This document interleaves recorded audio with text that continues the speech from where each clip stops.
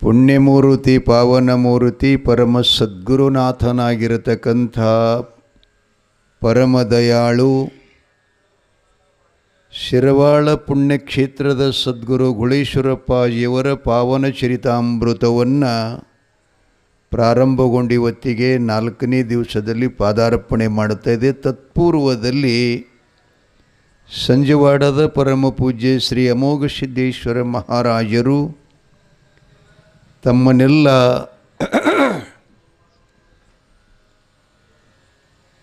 ಅಚ್ಚೇಗಾವ ಶ್ರೀಮಠದ ಶಾವರ ಸಿದ್ಧ ಮತ್ತು ಶೀಲಿ ಸಿದ್ಧನ ವಂಶಜರನ್ನು ಹಿಡ್ಕೊಂಡೇ ಬಹುತೇಕವಾಗಿ ಪುರಾಣವನ್ನು ಪ್ರಾರಂಭ ಮಾಡಿದ್ದಾರೆ. ಶಿರವಾಳ ಮಠವು ನಿರ್ಮಾಣ ಆಗಲಿಕ್ಕೆ, ಇಲ್ಲಿ ಭಗವಂತ ಅಮೋಘ ಸಿದ್ದೇಶ್ವರನ ಉದ್ಭವ ಆಗಲಿಕ್ಕೆ, ಪೂಜ್ಯನೀಯ ಸದ್ಗುರು ಗುಳೇಶ್ವರಪ್ಪಾಜಿಯವರ ಜನ್ಮ ಆಗಲಿಕ್ಕೆ ಅದರ ಬಗ್ಗೆ ಕಾರಣವನ್ನು ಅವರು ತಿಳಿಸ್ಕೊಂಡು ಬಂದಿದ್ದಾರೆ. ಕಾರಣ ಅಂತಂದರೆ ಭಗವದ್ಗೀತೆಯೊಳಗೆ ಪರಮಾತ್ಮನು ಮೊದಲನೇ ಶ್ಲೋಕನಲ್ಲಿ ಹೇಳ್ತಾ ಇದ್ದಾನೆ, ಯದಾ ಯದಾ ಹಿ ಧರ್ಮಸ್ಯ ಗ್ಲಾನಿರ್ಭವತಿ ಭಾರತ. ಈ ಭೂಮಿಯ ಮೇಲೆ ಯಾವಾಗ ಅನ್ಯಾಯ, ಅತ್ಯಾಚಾರ, ಕೊಲೆ, ಸುಲುಗೆ, ಸುಳ್ಳು, ಮೋಸ, ವಂಚನೆ, ಅಧರ್ಮ ಇವುಗಳನ್ನು ತಲೆ ಎತ್ತಿ ನಿಂತು ಹೋಮ, ಹವನ, ಯಾಗ, ಯಜ್ಞಾದಿಗಳು ಮತ್ತು ವೇದಾಂತ ಚಿಂತನೆಗಳು, ಭಗವಂತನ ಕಡೆ ಭಕ್ತಿಯನ್ನು, ಆಲಸ್ಯ ಮತ್ತು ನಿರುದ್ಯೋಗಿಗಳು ಮತ್ತು ಅಜ್ಞಾನಿಗಳ ಸಂಖ್ಯೆ ಭೂಮಿ ಮೇಲೆ ಹೆಚ್ಚಾದಾಗ ಪರಮಾತ್ಮನ ಅವತಾರ ಆಗುತ್ತದಂತ ಪ್ರಮಾಣ ಕೊಡ್ತಾರವರು. ಇಲ್ಲಿ ವಿಶೇಷ ಏನಪ್ಪ ಅಂತಂದ್ರೆ ಕಾರ್ಯ ಮತ್ತು ಕಾರಣ. ಈಗಿಂದ ನಾವು ಪುರಾಣವನ್ನು ಇಟ್ಕೊಂಡಿದ್ದೀವಿ. ಇದು ಎದರ ನಿಮಿತ್ತ ಅಂತ ಕೇಳಿದ್ರೆ ನಾವೇನು ಹೇಳ್ತೀವಿ?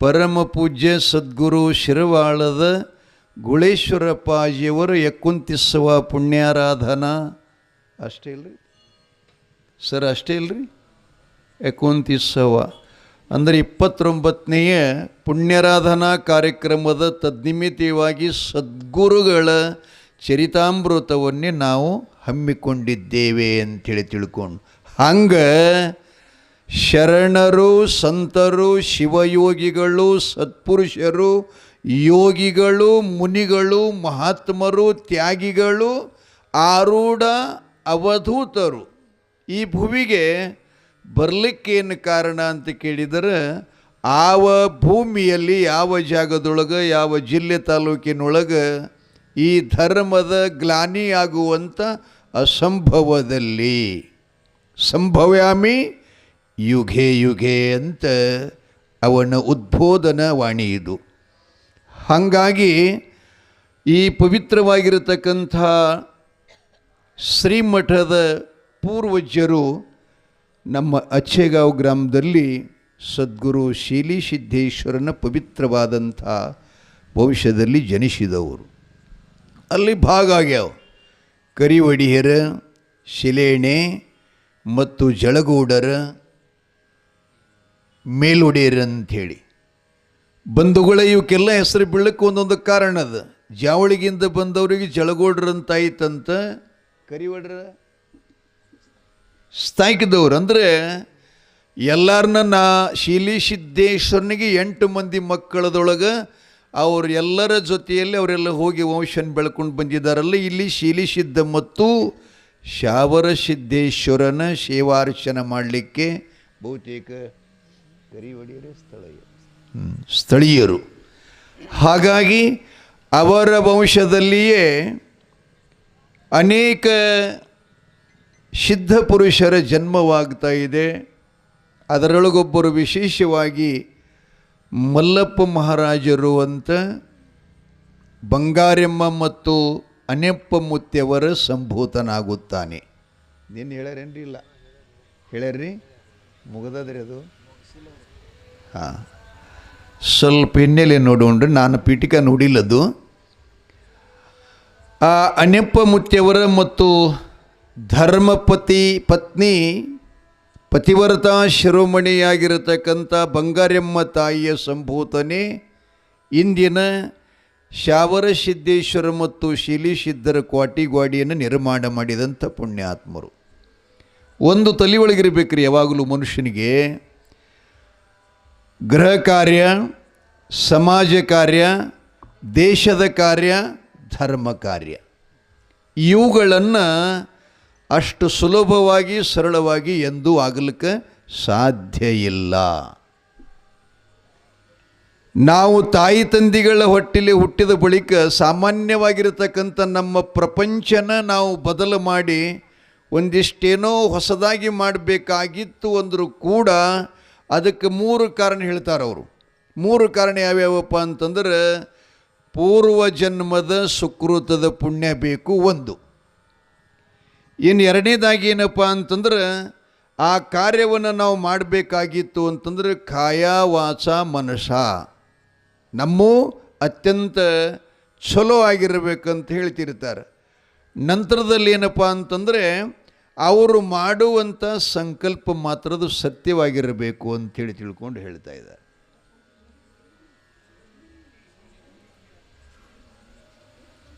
ಕೂಡ್ರಿ ಕೂಡ್ರಲ್ಲೇ ಕೂಡ್ರಿ.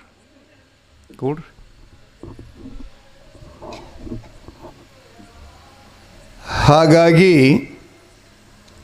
ಅಚ್ಚೆಗಾವ ಗ್ರಾಮದಲ್ಲಿರುವಂಥ ಬಂಗಾರಮ್ಮ ತಾಯಿ ಮತ್ತು ಅನ್ಯಪ್ಪ ಮುತ್ತಿಯವರ ಸಂಭೂತನಾಗಿರತಕ್ಕಂಥ ಮಲ್ಲಪ್ಪಜ್ಜ ಹುಟ್ಟಿದಾಗಿನಿಂದ ಹಿಡ್ಕೊಂಡನೇ ಅವರಲ್ಲಿ ಸ್ವಲ್ಪ ವೈರಾಗ್ಯದ ಕಡೆ ಒಲವು ಜಾಸ್ತಿ ಇತ್ತಂತ.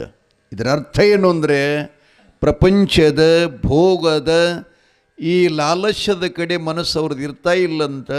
ಸದಾವಕಾಲದಲ್ಲಿ ಬ್ರಹ್ಮಸ್ವರೂಪದಲ್ಲಿ ಇರತಕ್ಕಂಥದ್ದು. ಆ ಬಳಿಕ ವಿವೇಕ ಮನುಷ್ಯನಲ್ಲಿ ಬಂತು ಅಂತಂದ್ರೆ ಅವನಲ್ಲಿ ಪವಿತ್ರವಾಗಿರತಕ್ಕಂಥ ಜ್ಞಾನ ಪ್ರಾಪ್ತ ಆಗ್ತದೆ. ಜ್ಞಾನ ಪ್ರಾಪ್ತ ಅಂದರೆ ಏನು? ಸಮಾಜಕ್ಕೆ ಮತ್ತು ಧರ್ಮಕ್ಷೇತ್ರಕ್ಕೆ ಅಲ್ಲೇನು ಕಡಿಮೆ ಇದೆ ಆ ಒಂದು ಕಾರ್ಯವನ್ನು ಪೂರ್ತಿ ಮಾಡಬೇಕು ಅಂತಕ್ಕಂಥ ಭಾವನೆಗಳನ್ನು ನಿರ್ಮಾಣ ಆಗ್ತಾ ಇದ್ದಾವೆ. ಪುಣ್ಯಾತ್ಮರಲ್ಲಿ ಒಳ್ಳೆ ಕಾರ್ಯ ಮಾಡಬೇಕು ಅಂತ ಭಾವನೆಗಳು ಬರ್ತಾವೆ ಮತ್ತು ದುಷ್ಕರ್ಮಿಗಳಲ್ಲಿ ಆ ಪುಣ್ಯ ಕಾರ್ಯ ನಡೀತಕ್ಕಂಥ ಸಮಯದಲ್ಲಿ ಅದನ್ನು ಕೆಡಿಸುವಂಥ ಭಾವನೂ ಕೂಡ ಬರುತ್ತದೆ. ಈ ಮನುಷ್ಯರೊಳಗೆ ಇಂಥವೆರಡು ಭಾವದಾವ. ಏನೋ ಚಲೋ ನಡೆದಿತ್ತು, ಕಟ್ಟಡ ಭವ್ಯ ನಡೆದಿತ್ತು, ಹೋಗಿ ಅದನ್ನು ಮಧ್ಯದಲ್ಲಿ ನಿಲ್ಲಿಸಿದ್ರಲ್ಲಪ್ಪ ಎಂಥದ್ದು ಅಂತ ಅಂತೀವಲ್ಲ, ನಾವು ನೋಡ್ತೀವಿ. ಇಲ್ಲೇ ಅಂತೆಲ್ಲ ಇಡೀ ಜಗತ್ತಿನ ತುಂಬೆಲ್ಲ. ಇನ್ನು ಮನುಷ್ಯ ಮೊದಲು ವಿಚಾರ ಮಾಡಬೇಕು, ಯಾವುದಕ್ಕೆ ಅಡ್ಡಿ ಮಾಡಬೇಕು, ಯಾವುದಕ್ಕೆ ಚಾಲನೆ ಕೊಡಬೇಕು. ಅಡ್ಡಿ ಅದಕ್ಕೆ ಮಾಡಬೇಕು.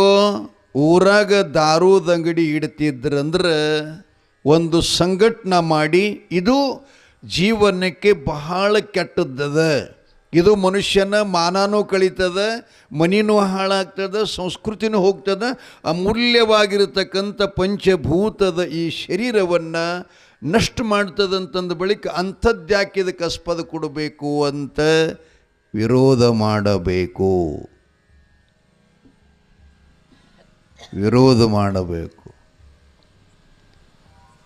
ಆ ಬಳಿಕ ಅದರ ಜೊತೆಗೆ ಊರಾಗೊಂದಿಷ್ಟು ಕೆಲಸ ಇಲ್ಲದ ಮಂದಿ ಅಂತ ಇರ್ತದೆ. ನಮ್ಮ ಶಿರ್ವಾಳದಾಗ ಅಂತ ಹೇಳಕತ್ತಿಲ್ರಿ, ನಾನು ಜಗತ್ತು ಸುದ್ದಿ ಹೇಳಕತ್ತೀನಿ. ಕೆಲಸ ಇಲ್ಲದ ಮಂದಿ ಅಂತಂದ್ರೆ ಏನು? ಮನೆ ಹೊಲದಾಗನೂ ದುಡಿಲಾರ್ದವರು, ಹಡದ ತಾಯಿ ತಂದೆ ಮಾತನ್ನು ಕೇಳಲಾರ್ದವರು, ಊರಾಗ ಗುರು ಹಿರಿಯರಿಗೆ ಕಿಮ್ಮತ್ತು ಕೊಡಲಾರ್ತಕ್ಕಂಥವೇನು ವ್ಯಕ್ತಿಗಳಿರ್ತಾವಲ್ಲ, ಇವು ಏನು ಎಂಥವ್ರಪ್ಪ ಇವರು ಅಂತಂದ್ರೆ, ಅವರು ಮನೆಗೆ ಮಗ ಅಲ್ಲ, ಮಸುಟಿಗೆ ನೀವತ್ತಿರಲಿ ಭಾಷೆದಾಗ ಹೆಣ ಅಲ್ಲ ಅಂತೇಳಿ ಪ್ರತಿಯೊಂದು ಮನುಷ್ಯ ಜೀವನದಲ್ಲಿ ವಿಚಾರ ಮಾಡಬೇಕು. ಈ ಜಗತ್ತಿನೊಳಗೆ ಅತ್ಯಂತ ಪವಿತ್ರವಾಗಿರತಕ್ಕಂಥ ಈ ಜನ್ಮವನ್ನು ಪರಮಾತ್ಮ ನಮಗೆ ಕೊಟ್ಟಿದ್ದಾನೆ. ಇದರ ಲಾಭ ಏನು ಮಾಡ್ಕೋಬೇಕು ಅನ್ನೋದನ್ನು. ನೀವು ಸಾಧುರಾಗಬೇಡ್ರಿ, ಯೋಗಿಗಳಾಗಬೇಡ್ರಿ, ತ್ಯಾಗಿ ಆಗಬೇಡ್ರಿ, ಏನೂ ಆಗಬೇಡ್ರಿ. ಆದರೆ ನಾವು ಯಾರ ಮನೆಯೊಳಗೆ ಅದೀವಿ, ನಮ್ಗೆ ಯಾರು ಜನ್ಮ ಕೊಟ್ಟಿದ್ದಾರೆ, ಮೂಲ ಮನುಷ್ಯನ ಆದ್ಯ ಕರ್ತವ್ಯ ಏನು, ಇದ್ರ ಬಗ್ಗೆ ಇದನ್ನು ಯಾಕಿಟ್ಟು ಸುತ್ತ ಹಾಕಕತ್ತೀನಿ ಅಂದರೆ ಶಿರವಾಳದ ಪುಣ್ಯಕ್ಷೇತ್ರವನ್ನು ಈ ರೀತಿಯಾಗಿ ಜಗತ್ ಪ್ರಸಿದ್ಧಿಯಾಗಲಿಕ್ಕೆ, ಜಗನ ಇಲ್ಲಿಗೆ ತಂದು ತಲೆಬಾಗಿಸಲಿಕ್ಕೆ ಕಾರಣ ಅಂತಂದರೆ ಅದು ಇಲ್ಲಿ ಜನಿಸಿರುವಂಥ ಮಹಾತ್ಮರ ತಪಸ್ಸಿನ ಶಕ್ತಿ ಇದೆ, ಅವರ ಯೋಗ ಶಕ್ತಿ ಇದೆ. ಹಾಗಾಗಿ ಅವರೇನಿದ್ರಲ್ಲ ಲಚ್ಚಿಗೆದೊಳಗೆ ಜಳಗೋಡರ ಬಡ್ಡೆಯಾಗಿರಿದ್ದು, ಹೌದಲ್ರಿಪ್ಪ? ಮಲ್ಲಪ್ಪ ಮಹಾರಾಜರು, ಅವರ ತಂದೆ ಅನ್ಯಪ್ಪ ಮುತ್ಯ, ತಾಯಿ ಬಂಗಾರೆಮ್ಮ ತಾಯಿ. ಅವರ ಸಂಭೂತನಾದ ಬಳಿಕ ಅವರಲ್ಲಿ ಪ್ರಪಂಚದ ಒಂದು ಸ್ವಲ್ಪ ಕೂಡ ಆ ಕಡೆ ಗಮನವನ್ನು ಹರಿಸಲಾರದೆ ಅವರು ಸದಾ ಏನು ಮಾಡ್ತಿದ್ರಂತ, ಶಾವರಸಿದ್ಧ ಮತ್ತು ಶೀಲಿಸಿದ್ದೇಶ್ವರ ಭವ್ಯ ಮಂದಿರವನ್ನು ನಮ್ಮೆಲ್ಲ ಪೂರ್ವಜರು ಕಟ್ಟಿ ಹೋಗಿದ್ದಾರೆ. ಆದ್ದರಿಂದ ಅದಕ್ಕೆಲ್ಲ ಸುತ್ತವಾಗಿ ಕ್ವಾಟಿಯನ್ನು ಕಟ್ಟಿಸಬೇಕು ಅಂತ ಸಂಕಲ್ಪ ಆಯ್ತಂತ್ರಿ ಅವರಲ್ಲಿ. ಒಳ್ಳೆಯ ಮನುಷ್ಯರಲ್ಲಿ ಹಿಂಗೆ ಬರ್ತಿರ್ತದೆ. ಆ ಸಂಕಲ್ಪ ಬಂದ ಬಳಿಕ ಒಬ್ಬರಿಗೆ ಸಾಧ್ಯ ಇಲ್ಲದನ್ನು, ಆ ಬಳಿಕ ಅದಕ್ಕೆ ದೈವ ಅಂಥೇಳಿ ಹತ್ತಿರ್ತದೆ, 4 ಮಂದಿ ಅಂತ ಹತ್ತಿರ್ತದೆ. ಅದನ್ನು ಹ್ಯಾಗರ ಮಾಡಿಕೊಂಡು ಒಳಗೆ ನಾಯಿ ಬೆಕ್ಕ ಹೋಗಲಾರ್ದಂಗೆ ಮತ್ತು ದೀಪವನ್ನು ಮುಟ್ಲಾರ್ದಂಗೆ ಏನಾದರೂ ಒಂದು ಶ್ರೀ ರಕ್ಷಣೆ ಮಾಡಬೇಕು ಅಂತೇಳಿ ತಿಳ್ಕೊಂಡು, ಈ ಶರೀರ ಬತ್ತಲೇ ಇದೆ, ಇದಕ್ಕೆ ಮ್ಯಾಲೆ ಒಂದಿಷ್ಟು ಅರಿಬೈತೆ ಅಂದ್ರೆ ಚಲೋ ಆಗಲ್ಲೇನು, ಎಲ್ಲ ರಕ್ಷಣೆ ಆಗುತ್ತದೆ. ಹಂಗೆ ಮಲ್ಲಪ್ಪ ಮಹಾರಾಜರು ಸಂಕಲ್ಪ ಏನು ಮಾಡ್ತಾರಂತಂದ್ರೆ, ಕ್ಷೇತ್ರಪಾಲಕರಾದಂಥ ಎನ್ನ ವಂಶದ ಒಡೆಯರಾಗಿರತಕ್ಕಂಥ ಶಾವರಸಿದ್ಧ ಮತ್ತು ಶೀಲಿಸಿದ್ಧ ದೇವಸ್ಥಾನದ, ಅದು ನೀವೇನಂತೀರಿ ನಿಮ್ಮ ಭಾಷೆದಾಗ, ಅವರಂತೀರೇನು? ಸುತ್ತಿಂದ ಎಲ್ಲಕ್ಕೆ ಏನಂತೀರಿ? ಕ್ವಾಟಿನೂ ಅಂತಾರೆ, ಅವರನ್ನು ಅಂತಾರೆ. ಆ ಕ್ವಾಟಿ ಕಟ್ಟಿಸ್ಬೇಕಂತ 4 ಜನರನ್ನು ಗುಡಿಗೆ ಕರೆಸಿ ಅವರ ಮುಂದೆ ಈ ವಿಷಯವನ್ನು ಅವರು ಪ್ರಸ್ತಾವನೆ ಮಾಡುತ್ತಾರೆ. ಅಪ್ಪ, ನನ್ನ ಸಂಕಲ್ಪ ಹಿಂಗದ, ಅದಕ್ಕೆ ಸಾಧ್ಯಾದ ಮಟ್ಟಿಗೆ ನೀವೆಲ್ಲ ಸಹಕಾರವನ್ನು ಕೊಟ್ಟರೆ, ನೆರವು ನೀಡಿದರೆ ಈ ಕಾರ್ಯ ಯಶಸ್ವಿಗೊಳ್ತದೆ ಅಂತೇಳಿ ತಿಳ್ಕೊಂಡು ಸಂಕಲ್ಪ ಮಾಡಿದಾಗ, ಮತ್ತು ಅದರ ಕೆಲವು ಜನ ಇರೋ, ಏನಪ್ಪ ಇಂಥ ದೊಡ್ಡ ಕೆಲಸ ಇಷ್ಟೆಲ್ಲ ಸಣ್ಣ ಹಳ್ಳಿಯಾಗ ಹ್ಯಾಂಗೆ ಆಗ್ತದೆ, ಇದಕ್ಕೆಲ್ಲ ಬಹಳ ದುಡ್ಡು ಬೇಕು, ಹಂಗೆ ಬೇಕು, ಹಿಂಗೆ ಬೇಕಂತ ಅನೇಕರು ಮಾಡುವ ಹಂಬಲಿದ್ದವರು ಸಾಲ ಆಗಲ್ದೇಕ ನಾವು ದೇಣಿಗೆ ಕೊಡ್ತೀವಿ, ಚಾಲು ಮಾಡಿರಿ ಅಂತ ಹೇಳ್ತಾರೆ. ಇವ ಒಬ್ಬ ಮನುಷ್ಯ ರೀ. ಒಬ್ಬೇನಂತಾನೆ, ನೋಡಪ್ಪ ಮತ್ತು ಮೊದಲೇ ಚಾಲು ಮಾಡಾಗ ವಿಚಾರ ಮಾಡಿರಿ ಗವೈ, ಮೊದಲನೇ ಚಾಲು ಮಾಡಾಗ ವಿಚಾರ ಮಾಡಿರಿ, ಯಾಕಂದ್ರೆ ಇದು ಮಧ್ಯದಾಗ ನಿಂದಿರಬಾರ್ದು ಅಂತ ಒಬ್ಬಂತಾನೆ. ಇನ್ನೊಬ್ಬ ಏನಂತಾನೆ, ಬೇಕಾದಾಲಿ ನಮ್ಮ ಮನ್ಯಾಗ ಸಾಯಿಲಿ, ಕೆಳಡಿ, ಬಡತನ ಬರಲಿ, ಶ್ರೀತನ ಬರಲಿ, ರೋಗ ಬರಲಿ, ರುಚಿ ಬರಲಿ, ಆದರೆ ಭಗವಂತನ ಕೆಲಸ ಒಂದು ಸಲ ಚಾಲು ಮಾಡಿದೆವು ಅಂದ್ರೆ ಅದು ಯಾವ ಕಾಲಕ್ಕೂ ನಿಲ್ಲಿಸಬಾರದು ಅಂಥೇಳಿ ತನು ಮನ ಧನದ ಸೇವೆ ಒಂದಿಗೆ ಯಾವ ನಿಲ್ತಾನಲ್ಲ, ಇವರು 3 ಮಂದಿ ಪೈಕಿದೊಳಗೆ ಯಾವ ಚಲೋ ರೀ? ಬಸವಣ್ಣ ಯಾವ ಚಲೋ ಈ 3 ಮಂದಿದಾಗ?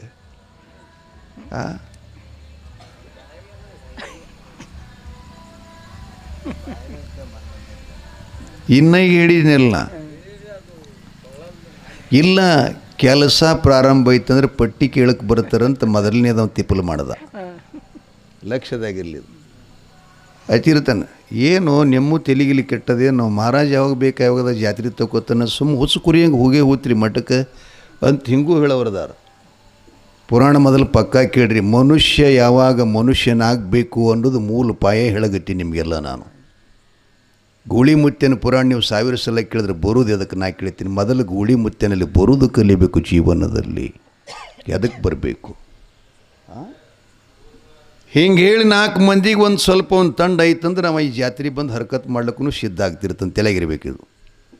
ಆದ್ರೆ ಇದನ್ನು ನಾವು ಅಡ್ಡಿ ಮಾಡಿದೆವು ಅಂದ್ರೆ ಇದಕ್ಕೆ ಎಷ್ಟು ಪಾಪ ಬರ್ತದಪ್ಪ. ಈಗ ಪೊಲೀಸ್ ಸ್ಟೇಷನ್ದಾಗ ಕೇಸ್ ಅಂತ ಇರ್ತಿರ್ತಾವೆ, ಕಳ್ತನ ಮಾಡಿದವನಿಗೆ ಶಿಕ್ಷೆ ಬೇರೆ ಅದ, ಮರ್ಡರ್ ಮಾಡಿದವನಿಗೆ ಬೇರೆ ಅದ, ಹಾಫ್ ಮರ್ಡರ್ ಮಾಡಿದವನಿಗೆ ಬೇರೆ ಅದ, ಸುಮ್ಕೆ ಬಾಯಿ ಬಡಿದು ಜಗಳ ತಕ್ಕೊಂಡವರು ಬೇರೆ ಬೇರೆ. ಹಾಗೆ ಅಲ್ಲಿ ಹ್ಯಾಂಗೆ ಕಾನೂನುಬದ್ಧವಾಗಿ ಅವರು ಮಾಡಿದ ಕಾರ್ಯಕ್ಕೆ ತಕ್ಕಂತೆ ಶಿಕ್ಷೆ ಹ್ಯಾಂಗಿರ್ತದೆ, ಹಾಗೇನಿ ಇದನ್ನು ಒಂದು ನಮ್ಮದು ಶಿವನ ಶಾಸನ ಅದ. ಇಲ್ಲಿ ಮಠ ಕಟ್ಟುವಾಗ, ಗುಡಿ ಕಟ್ಟುವಾಗ, ಜಾತ್ರೆ ಮಾಡುವಾಗ, ಅನ್ನಕ್ಷತ್ರ ಮಾಡುವಾಗ, ಧರ್ಮ ಕಾರ್ಯ ಮಾಡುವಾಗ ಇಂಥ ತಿಪಲನ್ನು ಮಾಡಿ ಯಾವ ಬಂದ ಅಡ್ಡಿ ಮಾಡ್ತಾನೆ ಅವನಿಗೆ ಶಿಕ್ಷೆ ಎಂದೂ ತಪ್ಪುವುದಿಲ್ಲ. ಒಂದು ತಲೆಯಾಗಿರಲಿ, ನಮ್ಮ ಪೊಲೀಸ್ ಸ್ಟೇಷನ್ನ ಲಂಚ ಕೊಟ್ಟರೆ ನಮ್ಮಂಗೆ ನ್ಯಾಯ ಮಾಡ್ತದೆ. ಈ ಸ್ಟೇಷನ್ ಹೆಂಗದಂದ್ರೆ ಇದು ಲಂಚ ತಗೊಳ್ಳಾರ್ದ ಸ್ಟೇಷನ್ ಅದ. ಇದು ಯಾರ್ದು ಒಂದು 10 ರೂಪಾಯಿ ಹಿಡಿಲಾರ್ದು ಸ್ಟೇಷನ್ ಅದ. ಧರ್ಮೋ ರಕ್ಷತಿ ರಕ್ಷತಃ. ಧರ್ಮ ಮಾರ್ಗದಲ್ಲಿ ಯಾವಿರುತ್ತಾನೆಯೋ ಸದಾ ಧರ್ಮ ಅವನನ್ನು ರಕ್ಷಣೆ ಮಾಡುತ್ತದೆ. ಏನಪ್ಪ ಇಲ್ಲಿ ಹೇಳುವ ತಾತ್ಪರ್ಯ ಯಾಕಿಷ್ಟು ಹೇಳಕತ್ತೀನಿ ಅಂತಂದರೆ, ಅಚ್ಚೇಗಾಂವ್ ಗ್ರಾಮದಲ್ಲಿ ಭಾಳ ಜನ ಹುಟ್ಟ್ಯಾರ, ಸತ್ತಾರ. ಏನಿಲ್ಲತ್ತೀರಿ, ಎಷ್ಟೋ ಜನ ಬಂದರು ಹೋದರು. ನಾನು ಆಗಲೇ ವಚನಗಳು ಹೇಳ್ತಿದ್ದೆ ಏನಂತ, ಈ ಜಗತ್ತಿಗೆ ಯಾರ್ಯಾರೋ ಬಂದರು, ಯಾರ್ಯಾರೋ ಹೋದರು. ಬಂದಾರಿಲ್ಲಿ, ರಾಜ ಬಂದ, ಪ್ರಧಾನಿ ಬಂದ, ಸಾವ್ಕಾರ ಬಂದ, ಗೌಡ ಬಂದ, ಕುಲಕರ್ಣಿ ಬಂದ, ಯೋಗಿ ಬಂದ, ತ್ಯಾಗಿ ಬಂದ, ಜ್ಞಾನಿ ಬಂದ, ಪ್ರವಚನ ಹೇಳೋವು ಬಂದು, ಪುರಾಣ ಹೇಳೋವು ಬಂದು, ಕೀರ್ತನ ಮಾಡೋವು ಬಂದು, ಭಜನ ಮಾಡೋವು ಬಂದು, ಎಲ್ಲರೂ ಬಂದರು. ಆದರೆ ಬಂದವರೆಲ್ಲ ಹೋಗ್ಯಾರಿ, ಹೌದಲ್ಲ. ಆ ಬಳಿಕ ಅವರು 2ನೇ ಸಾಲಿನಾಗೆ ನಂತರ ತಿಳಿದವರು ಹೋದರು, ತಿಳಿಲಾರದವರು ಹೋದರು.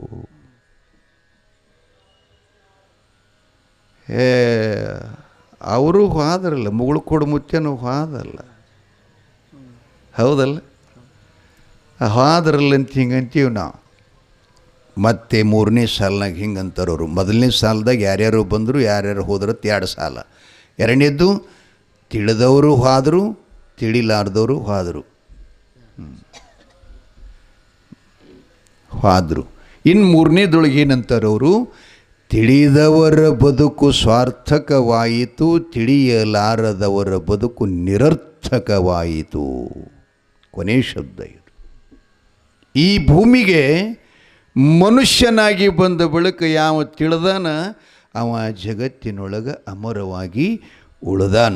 ಯಾವ ತಿಳಿದಿಲ್ಲ ಅವನು ಕೂಡ ತಲೆಯಾಗಿನ ಹೇನಿನಂಗೆ, ತೊಗರಿಯಾನ ಹುಳುದಂಗೆ, ಹೆಂಡ್ಯಾಗಿನ ಹುಳುದಂಗೆ, ಇವೇನದಲ್ಲ 84 ಲಕ್ಷ ಜೀವರಾಶಿಯೊಳಗೆ ಬಂದು ಯಾರಿಗೂ ಗೊತ್ತಿಲ್ಲದಂತೆ ಸತ್ತು ಹೋದ ಅಂತಂದ್ರೆ, ಈ ಜನ್ಮದ ಸ್ವಲ್ಪ ಕೂಡ ವಿಚಾರ ಮಾಡಲಿಲ್ಲ ಅಂತಂದ್ರೆ ಅವ ಬಂದುದೇನು ಪ್ರಯೋಜನದ? ಮಲ್ಲಪ್ಪ ಮಹಾರಾಜರಲ್ಲಿ ಅವ್ರ ಜೊತೆ ಅನೇಕ ಮಹಾರಾಜಗಳು ಸಹಿತ ಇದ್ದರು, ಒಡೆಯರು ಸಹಿತ ಇದ್ದರು. ಆದರೆ ಸತ್ಯ ಸಂಕಲ್ಪ 1000 ಮನುಷ್ಯರೊಳಗೆ ಒಬ್ಬನಿಗಾಗ್ತದೆ, ಜ್ಞಾನ ಸಂಕಲ್ಪ 1 ಕೋಟಿ ಮನುಷ್ಯನೊಳಗೆ ಒಬ್ಬನಿಗಾಗ್ತದೆ. ಲಕ್ಷದಾಗಿರಲಿ ಏನಪ್ಪ. ಆ ಬಳಿಕ ದಾನ ಮಾಡುವುದರೊಳಗೆ ಉತ್ತಮ ದಾನ ಮಾಡವ ಯಾರಪ್ಪ, ಹಿಂಗೆ ನಾವು ವಿಚಾರ ಮಾಡಬೇಕಾಗ್ತದೆ. ಆ ಸಬ್ಜೆಕ್ಟ್ ಬಂದಾಗ ನೋಡೋಣ್ರಿ. ಈಗ ಬ್ಯಾಡದು ಸಂಕಲ್ಪ ಆಯಿತು. 4 ಮಂದಿನ ಕೂಡಿಸಿದರು. ದೈವ ಬೇಕಲ್ಲ ಸಾಕ್ಷಿಗೆ. 4 ಜನರನ್ನು ಕೂಡಿಸ್ಕೊಂಡಾಗ ಅವರು ಮುಂದೆ ಈ ವಿಷಯವನ್ನು ಪ್ರಸ್ತಾವನೆ ಮಾಡಿದಾಗ ಹೇಳೋದಲ್ಲ ನಿಮಗೆ, ಒಬ್ಬರು ಹಿಂಗಂದರು, ಒಬ್ಬರು ಹಾಂಗಂದರು, ಒಬ್ಬ ಹಿಂಗಂದ. ಅದಕ್ಕೆ ಅವ್ರೇನು ಮಾಡಿದ್ರು, ಹಾಂಗಣ್ಣ ಅವರನ್ನು ಮತ್ತೊಮ್ಮೆ ಹೇಳಿಲ್ಲ, ಅವ್ರಿಗೆ ಕರೀಲಿಲ್ಲ. ಇಲ್ಲೇನಿದೆ ಕೆಲಸ ನಡೀತಕ್ಕಂಥ ನೋಡ್ರಪ್ಪ, ಅರ್ಧಕ್ಕೆ ಬಿಟ್ಟಿಗಿಟ್ರಿ ಅಂತಿದ್ರೆ ಅರ್ಥೇನೋ, ಅದನ್ನು ಕೈನ ಹಾಕಬಾರ್ದು ಅನ್ನುವಂಥ ಉದ್ದೇಶ ಇಟ್ಕೊಂಡು ಹೇಳ್ತದೆ ಜನ ಒಳಗೆ. ಚಲೋ ಮನುಷ್ಯ ಬೇಕಾದಾಗಲಿ ಶರಣ ಬಸಪ್ಪನ ಪುರಾಣದಲ್ಲಿ ದೊಡ್ಡಪ್ಪ ಅಪ್ಪನ ಹೆಸರು ಬರಬೇಕಾಗಿತ್ತಂದ್ರೆ ಕಾರಣ ಏನಪ್ಪ? ಪಾಂಡವರೊಳಗೆ ಕರ್ಣನೂ ಕೂಡ ಅದಾನೆ. 6 ಜನ ಮಕ್ಕಳು ಪಂಡುರಾಜಾಗ, ಅವನಂತೋಕಿ ಬಿಟ್ಟಿದ್ಲು. ಆದರೆ ಧರ್ಮ ಇಷ್ಟೆಲ್ಲ ಜಗತ್ತಿನೊಳಗೆ ಮಹಾಪುರುಷನ ಅನಿಸ್ಕೊಂಡ್ರು, ದಾನಸೂರ ಧರ್ಮ ಅನಿಸ್ಕೊಳ್ಳಿಲ್ಲ. ಆದರೆ ದಾನಸೂರ ಕರ್ಣನೇ ಅಂತ ಬಂತು ಜಗತ್ತಿನ ಬಾಯಾಗ. ಯಾಕೆ ಬತ್ರಿ? ಯಾಕೆ ಬತ್ತು ಹೇಳ್ರಿ ನೋಡ. ಹಾಂ, ಹಾಗಲ್ಲದು. ಬೇಡಿದ್ದು ಕೊಡೋದಂದ್ರೆ ಇನ್ನೊಂದು ಗಳಿಗೆ ನಾಳಿಗಂತ ಹಿಂಗಂದ್ರೆ ಹೋಯ್ತದ ದಾನ ಅಲ್ಲದು. ತುರುತು ದಾನ ಮಹಾಪುಣ್ಯ ಅಂತಾರೆ ನೋಡಿ. ಸುಮ್ಕೆ ಯಾರು ನಿಂತಿರ್ತಾರೆ ಅಂದರೆ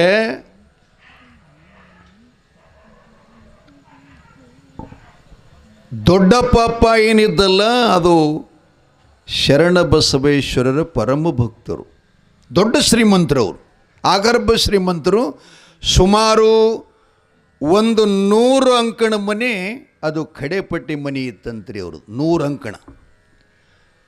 ಶರಣಬಸಪ್ಪನವ್ರದ್ದು ಒಂದೇ ಒಂದು ಕಾಯಕ ಜೀವನದಲ್ಲಿ ಯಾವುದಪ್ಪ ಅಂತಂದ್ರೆ ದಾಸೋಹ ಒಂದೇ ಮಾಡಿದ್ರು ಅವರು. ಜಪ ಇಲ್ಲ, ತಪ ಇಲ್ಲ, ಯೋಗಿಲ್ಲ, ಸಿದ್ಧಿ ಇಲ್ಲ, ಸಾಧನ ಇಲ್ಲ. ಬರೇ ಒಂದು ಕಾಯಕ ಏನಪ್ಪ ಅಂತಂದ್ರೆ ಅನ್ನದಾಸೋಹ. ನಾವು ಜೀವನದಲ್ಲಿ ಒಂದೇ ಕಾರ್ಯ ಮಾಡಿದರೆ ಎಲ್ಲ ಪುಣ್ಯವು ಕೂಡ ಅದರ ಜೊತೆಗೆ ಬೆನ್ನು ಹತ್ತಾ ಇರ್ತಿರ್ತದಂತೆ. ಒಂದು ಗುಣ ಚಲೋದು ಮಾಡೋದಕ್ಕೆ ಕಲ್ತೇವೆ ಅಂದ್ರೆ ಉಳಿಕೆಯೂ ಸುಮಾರು ಗುಣ ಎಲ್ಲ ಅವನ ಕಡೆ ಬೆನ್ನು ಹತ್ತಿರಕ್ಕೆ ಶುರು ಮಾಡ್ತಿರ್ತಾವೆ. ಮಾಡೋದು ಮೊದಲು ಕಲಿಬೇಕಾಗ್ತದೆ. ಅವ ದಾನ ಮಾಡ್ತಿದ್ದ. ದಾಸೋಕ್ಕೊಂದು ಸಲ ಹೆಂಗಾತು ಅಂತಂದ್ರೆ 3 ತಿಂಗಳ ಮಳೆಗಾಲ ಹತ್ತಿದ 4 ತಿಂಗಳು ಹೊತ್ತು. ಈಗಿನ ಮಳೆಗಾಲ ಅಲ್ಲ, ಅವಾಗಿಂದು. ನಿಮ್ಮ ಕಾಲದ ಶಲಿತೀವಲ್ಲ ಯಪ್ಪ, ನಿನ್ನೂ ಶಲ್ತವಲ್ಲ ಮಗನ ಮೊದಲು. ಆ ಮಳೆಗಾಲದಾಗ ನೀ ಸಿಕ್ಕಿದಿಲ್ಲ ಯಾರಿಗೂ ಇಲ್ಲಿಲ್ಲ.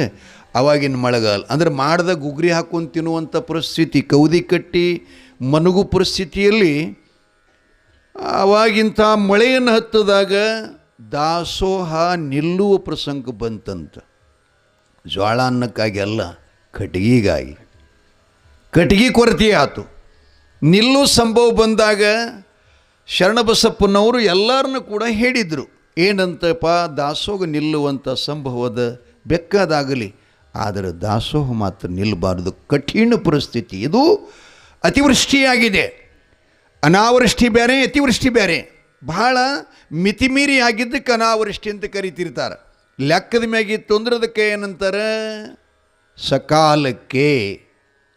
ಕಾಲ್ ಮೀರಿ ಆಯಿತು ಅಂತಂದ್ರೆ ಅದು ಸ್ವಲ್ಪ ಈ ಜಗತ್ತಿಗೆ ಅನಾನುಕೂಲ ಮಾಡುತ್ತದೆ ಅಂತ ಹೇಳುವಂಥ ಮಾತು. ಆ ಬಳಿಕ ಎಲ್ಲರನ್ನೂ ಹೇಳಿದ್ರು ಅವರು, ಸ್ವಲ್ಪ ಏನಾದರೂ ಕಟ್ಟಿಗೆ ಸಹಾಯ ಮಾಡಿರಿ ಅಂತಂದು ಕೂಡಲೇ ಕೊಳ್ಳಾರ್ದವ್ರಂತೂ ಸುದ್ದಿ ಬೇರೆ ಹೇಳಿದ್ರಿ ಬಿಡ್ರಿ.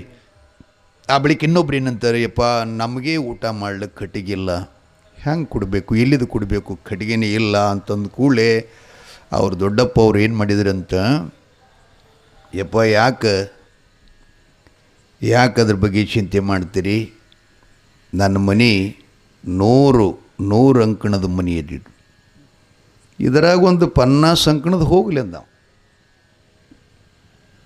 ಎದ್ರ ಕಾಲಾಗ ರೀ, ಎದ್ರ ಕಾಲಾಗ ದಾಗ್ಸೋದು ಕಾಲ. ಹೊಲ್ದಾಗಿನ ಬೈನಿ ಗಿಡ, ಬನ್ನಿ ಗಿಡ, ಹುಸ್ಬೌಲಿ ಗಿಡ ಇವು ಅಲ್ಲ, ಜಾಲಿ ಗಿಡ ಅಲ್ಲ, ಮನಿ. ಸುಮ್ಮ ತಲೆ ಹಾಕ್ಬೇಡ ಮಗನ.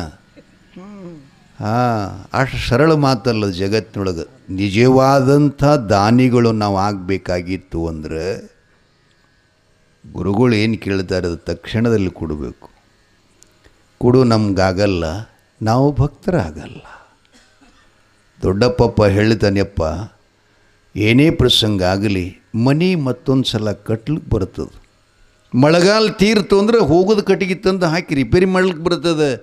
ಆದರೆ ದಾಸೋಹದೊಳಗೆ ಬಂದಂಥ ಮನುಷ್ಯ ಹಸದು ಬಂದು ಉಳ್ಳಾರದೆ ಹೋದ ಅಂತಂದ್ರೆ ಆ ಪಾಪ ಯಾವ ಕಾಲಕ್ಕೂ ತೊಳ್ಕೊಳಕ್ಕಾಗಲ್ಲ.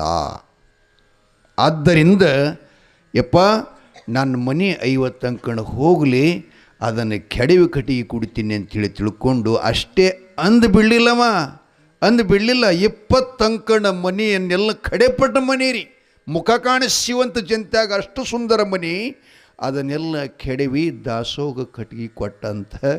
ಅವಾಗ ಶರಣಬಸಪ್ಪಂದ, ಇನ್ನು ಮೇಲೆ ಮುಂದಿನ ಉತ್ತರಿ ಈ ಮಠದ ಒಂದು ಭವಿಷ್ಯ ನಿನ್ನಿಂದ ಬೆಳೀಬೇಕಪ್ಪ ಅಂತ ಆಶೀರ್ವಾದ ಮಾಡಿದಾನೆ. ಈಗ ಏನು ಮನ್ ದೊಡ್ಡಪ್ಪ ಪೌರ್ಲಿಂಗದಾಗ ಆದ್ರಲ್ಲ, ಅವರು ಪೂರ್ವಜರು ಮಾಡಿದ್ದು ದಾನ ಅಂದ್ರೆ ಹಿಂಗಿರಬೇಕಾಗ್ತದೆ ಅಂದಾಗ ಮಾತ್ರ ನಾವು ಅದಕ್ಕೆ ಸಾಧ್ಯರಾಗ್ತೀವಿ. ಏನು ಹೇಳಕತ್ತೀವಪ್ಪ ವಿಷಯ, ಏನು ಹೇಳಕತ್ತೀವಿ ರೀ?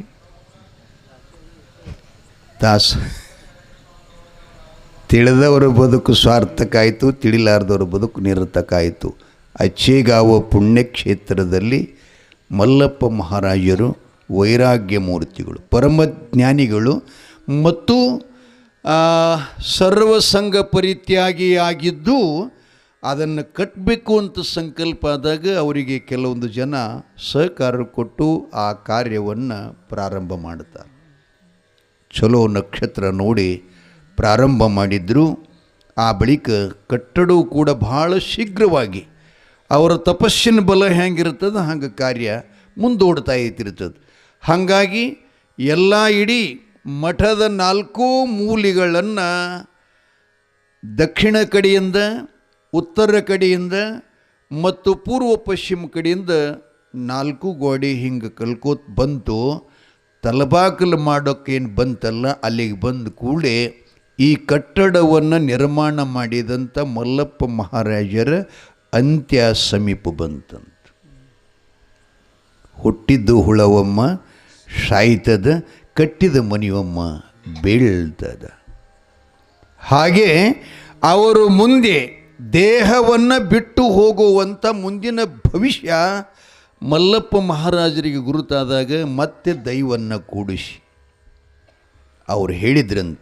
ಏನಂತ ಅದೇ ಹೇಳಿಕೆ ಹೇಳಿದ್ರಂಥೇಳಿ ಇದ್ರ ಬರ್ಕೊಂಡು ಬಂದಾರ ಅವರೆಲ್ಲ. ಚಟ್ಟಿ ಜಾತ್ರೆಗೆ ಏನು ನುಡಿ ಮಾಡ್ತಾರಂತಂದ್ರೆ, ಶಾವರ ಸಿದ್ಧ ಮತ್ತು ಶೀಲಿ ಸಿದ್ಧನ ಈ ಒಂದು ಕ್ವಾಟಿ ಕಟ್ಟಿ ಮುಗಿಸ್ಬೇಕಂತ ನಾ ಸಂಕಲ್ಪ ಮಾಡಿದ್ದೆ. ಆದರೆ ಕ್ವಾಟಿ ಮುಗೀತು, ಬಾಗಲ ನಿಂತು. ಆದರೆ ಈ ಬಾಗಲವನ್ನು ಮುಂದೆ ಪೂರ್ಣವಾಗಿ ಅದರ ವಸ್ತು ಆಗಬೇಕಾಗಿತ್ತು ಅಂತಂದ್ರೆ ಹಂಡ ಆಕಳ ಹೊಟ್ಟೆಲಿ ಮುಂದೆ ಚಿಂಚು ಹೋರಿಕರ ಹುಟ್ಟಿ ಬಂದು ಈ ಬಾಗಲು ಮುಗಿಸ್ತದ ಅಂತೇಳಿ ನುಡಿ ಮಾಡಿದ್ರಂತ.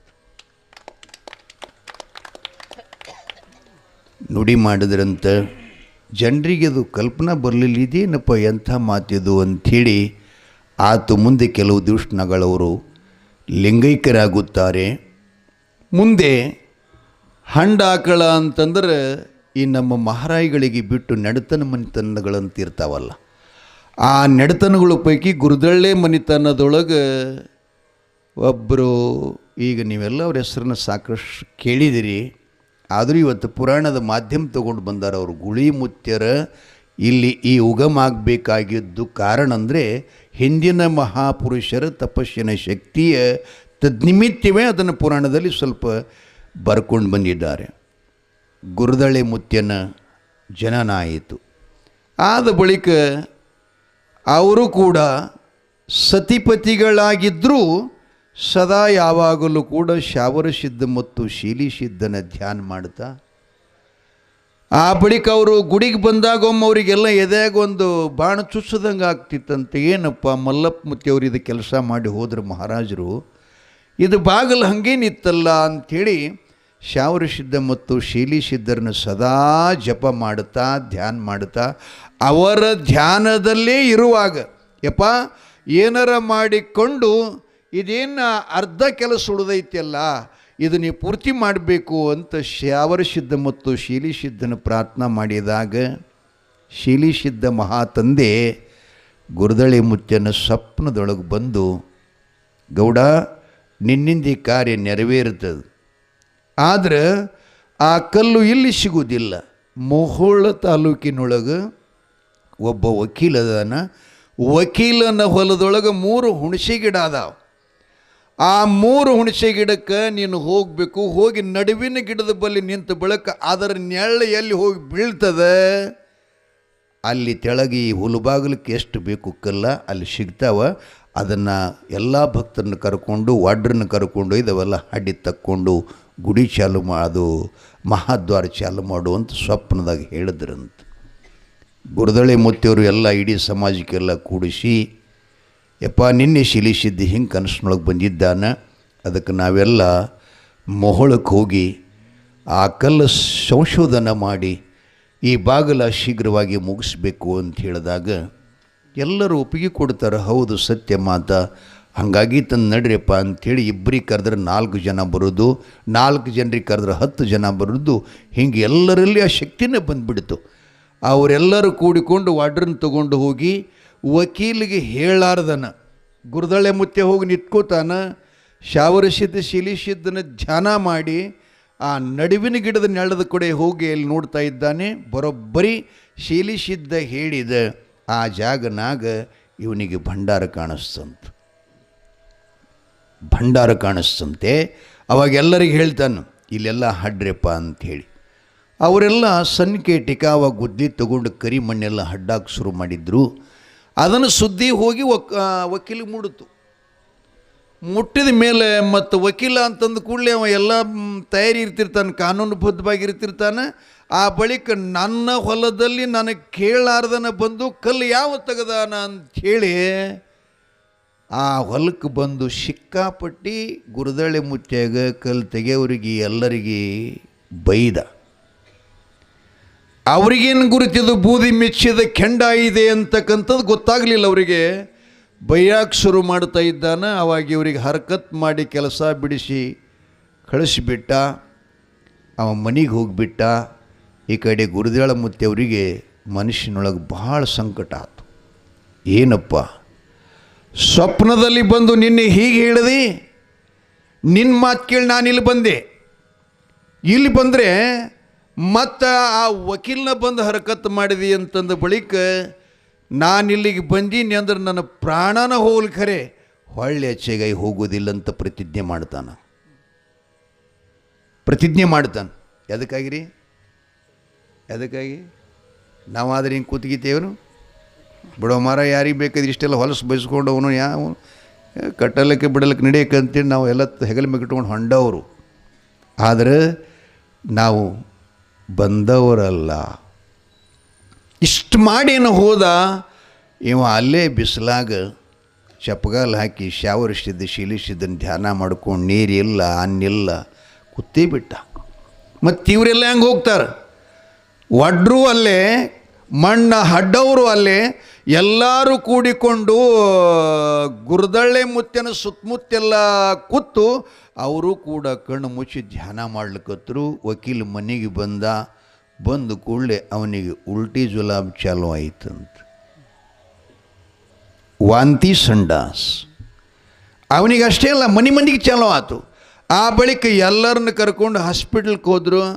ಅಲ್ಲಿ ಯಾವ ಚಿಕಿತ್ಸೆ ಮಾಡಿದ್ರೂ ಕೂಡ ಅದು ಕಡಿಮೆನೇ ಆಗಲಿಲ್ಲಂತ. ಕೊನೆಗೆ ಅವನಿಗೆ ಆ ಅಡವಿ ಒಳಗೇನು ಮಣ್ಣು ಹಡ್ಡಾಕಿ ಬಂದಿರೋ ಕಲ್ಲು ತೆಗ್ಯಾಕೆ ಅವ್ರನ್ನ ಬೈದಿನ್ನೆಲ್ಲ ಅವ್ರದ್ದೇ ನನಗೆ ಶಾಪ್ ಇರ್ಬೋದು ಅಂಥೇಳಿ ಅಲ್ಲಿ ತೋಟಕ್ಕೆ ಓಡಿ ಬಂದು ಗುರುದಳೆ ಮುತ್ತೆಗೆ ದಂಡವತ್ ನಮಸ್ಕಾರ ಮಾಡಿ, ಯಪ್ಪ ನಾನು ನಿಮ್ಗೆ ತಡಿಸಿದ್ದು ನಿಲ್ಲಿಸು ತಪ್ಪಾತು, ಎಷ್ಟು ಬೇಕಷ್ಟು ಕಲ್ಲ ನೀವು ತೊಗೊಂಡು ಹೋಗ್ರಿ ಅಂತ ಅವ್ರಿಗೆ ಶರಣಾಗತನಾದಂಥ ವಕೀಲಮ್ಮ ಹೋಳುದು. ಯಾಕೆ ಅಂಜಿಕೆ ಬರ್ಲತ್ತೆ ಏನು ಟಾಳಿ ಹೊಡ್ಲಿಕ್ಕೆ? ಏನು ನಾಚಿಕೆ ಬರ್ಲತ್ತೆ ಏನು ಗೊತ್ತಾಗೋಲ್ಲ ನನಗೆ. ಹೊಡ್ರಿ ಒಂದು ಸ್ವಲ್ಪ BP ಶುಗರ್ BP ಕಮ್ಮಿ ಆಗ್ತತ್ರಿ. ಇದಕ್ಕೆ ಹೇಳ್ತಾರೆ ಅವ್ರು ಚಪ್ಪಳಿ ಹಿಂಗೆ ಬಿಡ್ರಿ ಅಂಥೇಳಿ. ಅವೆಲ್ಲ ಬಹಳ ವೈಜ್ಞಾನಿಕವಾದಂತಹ ಯೋಗ ಸಾಧನೆಯೊಳಗೆ ಬಕ್ಕಳದಾವ. ಆ ನಂತರ ಅಪ್ಪಣೆ ಕೊಟ್ಟಾಗ ಗುರುದಳೆ ಮುತ್ತೆಯವರು ಎದ್ದು ಆ ಕಲ್ಲುಗಳನ್ನೆಲ್ಲ ಹಡ್ಡಿಸಿ ಇಲ್ಲಿ ಶ್ರೀಮಠಕ್ಕೆ ಅವಾಗೇನು ವಾಹನಗಳ ಸೌಕರ್ಯ ಇದ್ದಿತ್ತಿಲ್ಲ, ಎತ್ತಿನ ಗಾಡಿಯೊಳಗೆ ಆ ಕಲ್ಲನ್ನು ತಂದು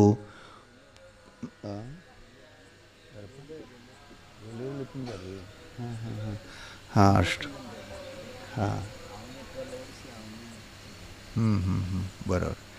ಬರೀದ್ರೊಳಗೆ ಸ್ವಲ್ಪ ಹೆಚ್ಚು ಕಡಿಮೆ ಆಗ್ತದೆ. ಅಲ್ಲಿ ವಿಶೇಷ ಏನಾಯ್ತು ಅಂದ್ರೆ ವಕೀಲ ಗುರುದಳೆ ಮುತ್ತೆಗೆ ಏನಂದಂತ, ಯಪ್ಪ ಇದರ ಖರ್ಚು ಏನು ನೀವು ಮಾಡಬೇಡ್ರಿ, ನಾನೇ ಸ್ವಂತವಾಗಿ ಕಲ್ಲನ್ನು ಹಡ್ಡಿಸ್ತೀನಿ, ಅದು ಎಷ್ಟು ಬೇಕಷ್ಟೆಲ್ಲ ಒಡಿಸಿ ನಾನೇ ಕೊಡ್ತೀನಿ, ಅದ್ರ ಖರ್ಚು ನನಗಿರಲಿ.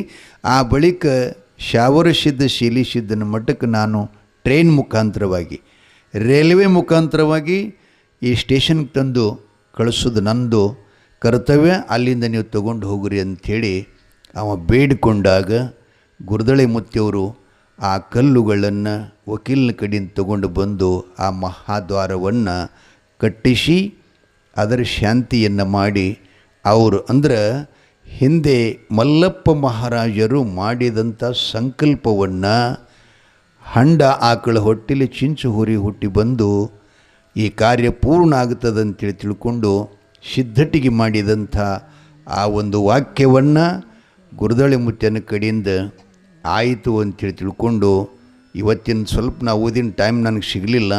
ಮುಂದೆ ಅಪ್ಪ ಗುಳೇಶ್ವರಪ್ಪಾಜಿಯವರು ಯಾವ ರೀತಿಯಾಗಿ ನಮ್ಮ ಶಿರವಾಳದಲ್ಲಿ ಜನ್ಮ ತಾಳ್ತಾ ಇದ್ದಾರೆ ಇದರ ಬಗ್ಗೆ ಕುರಿತು ನಾಳೆ ವಿಷಯವನ್ನು ನಾವು ನೋಡು.